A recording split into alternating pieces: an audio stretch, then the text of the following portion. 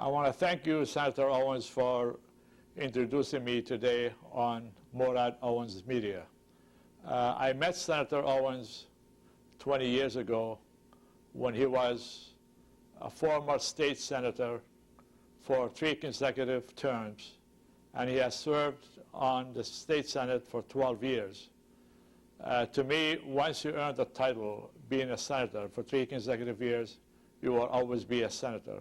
I appreciate you inviting me to be the first Middle Eastern owner who owned 276 units of Section 8 housing in America, who came here to be part of the American dream, part of capitalism, and to be able to make a difference in the inner city of America.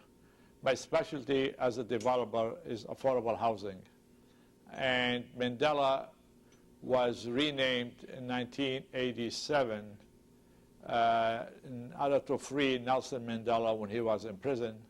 And I implemented several programs on his behalf, and those programs were allocated space and funds to Dr. Becky Brown, which she wanted to have a health center for Lower Roxbury, and that will deal with diabetes, blood pressure, and other services for the community. She also wanted to have a rowing team, the first young African-American blacks in order to be on the Charles River.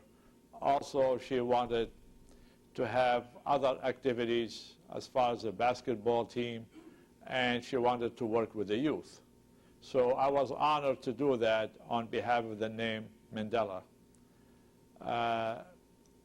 In Boston, they were threatened by renaming the complex to Mandela because the Jewish developers, their agenda for the long term was to gentrify Lower Roxbury and to have a new annex city to Faneuil Hall. And that annex city, it will be billions of dollars of reinvesting into the black neighborhood for displacement, not for their causes. And this documentary here, it will show how Beacon Residential Property, once they became the owners of the Mandela developments, the first thing they have done is they took the Mandela sign off the building. They dismantled the Rowan team, which they have got credit for it. They dismantled all the facility and the activities that the Mandela residents, they were empowered to service their community, their developments, and they were involved in tenant ownership. All that has been taken away by Beacon Residential Property. And the Jewish developers clearly have used the Rowan team to their favor, what they have done for Roxbury, but I question the track record of the Jewish developers. What track record do they have in the inner city of America toward programs, toward Section 8 housing, toward tenant ownership? And my research shows none. They basically are more involved in the elitist, conventional cities to put high-rise building, 4-star hotels, to reinvest on the waterfront of Boston. They already bought the John Hancock building for $650,000. They already invested $300 million around Mandela.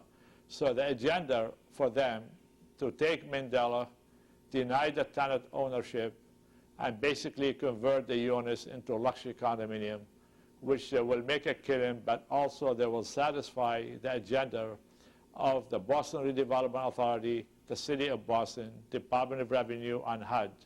And this is one way to get rid of unfortunately, the last black community and the culture in Boston in order for them to bring the elitist white sector and replace them. The U.S. Justice backed off. They did not want to litigate. They did not want to expose the backroom deals.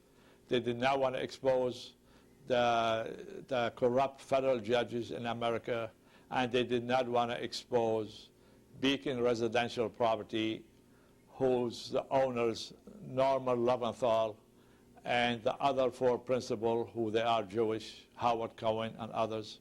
So therefore, what chance does a Lebanese immigrant has in America versus a $5 billion corporation of the Jewish principal who took over Mandela and held me liable for $600,000. I'm homeless today, I'm indigent, and therefore I will not be a charity any longer in America. I didn't come here to apply for welfare, for food stamps. I refuse to. And there's a new petition open right now in the tax court, and the IRS are objecting till 1997 to be not part of the motion. And I will respond to the IRS on a new petition on December the 22nd. And part of my response, if they allow the objection, which I know they're going to deny the whole thing, because they have to cover up for the Judge Coffin and Judge Torello and Judge Lynch, the appeal judges who already denied me my motion on fraud. They have to cover up for the IRS attorneys who committed fraud.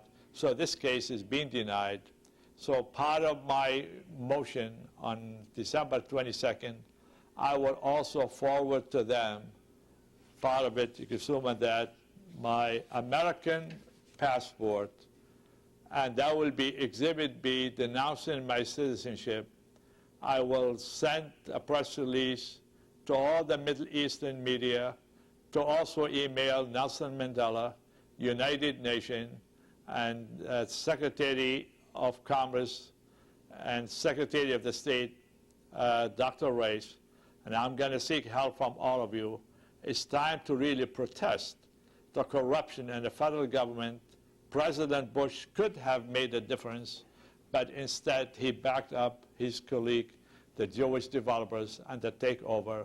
Now I understand why we have such hostility in the Middle East, and I know we could never resolve the problem, because when you rob people of their assets, and you put them homeless in the streets, and you deny them their freedom, you deny them their human rights, and you use the negative publicity of the media, and soldiers are dying for greed and money, not for democracy.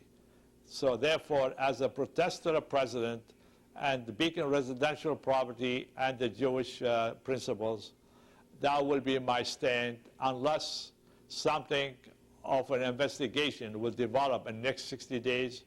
That will be my protest. Backup information on the Jewish Takeover website. Click on President Bush picture, and that will give you the backup documentation that he received. Also, there will be a button of the U.S. Justice there, and there will be a button regarding the FBI and the U.S. Attorney.